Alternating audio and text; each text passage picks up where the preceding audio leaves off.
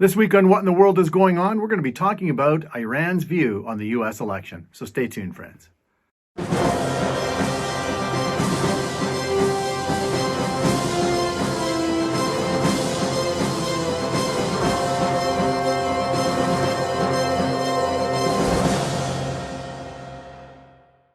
If there's one thing I can say for certain, friends, the world has its eyes fixed on the U.S. election.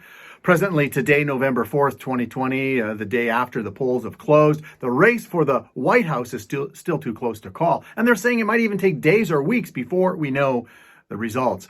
But as a Bible-believing Christian, I know that no matter who is elected, ultimately God is the one that's in control. That's also what the Babylonian king Nebuchadnezzar in the book of Daniel ultimately came to understand, that God raises kingdoms up and removes them as he sees fit according to his purposes and his perfect plan. So no matter what the outcome is, friends, God is still in control and on the throne.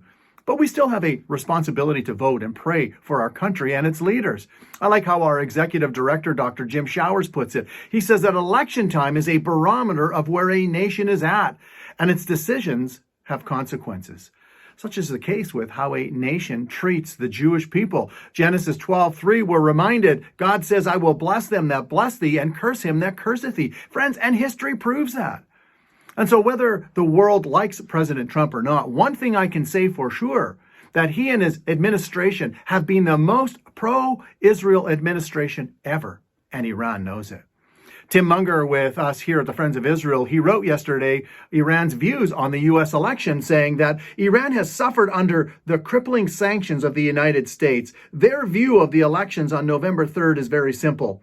Iran's foreign ministry said, we will wait on the actions of whoever is president. And while saying that they do not favor a candidate, the Iranians, as Tim points out, do indeed favor a return to the nuclear accord of 2015, in which former Vice President Joe Biden said if he is elected, he would use as a starting point to re-engage the Iranian regime.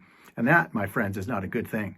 For if you remember, it was the Obama-Biden administration who literally gave huge amounts of money and financial incentives to Iran in that deal, which only fueled their terrorist activities.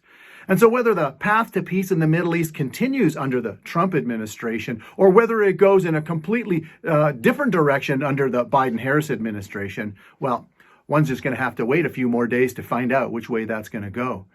And then, friends, and in the light of Genesis 12:3, we need to continue to pray for our countries and its leaders to make godly decisions concerning Israel. If you'd like to hear more insights into the ramifications of the U.S. election in regards to Israel, friends, I would encourage you to listen to our FOI radio broadcast that just aired a few days ago.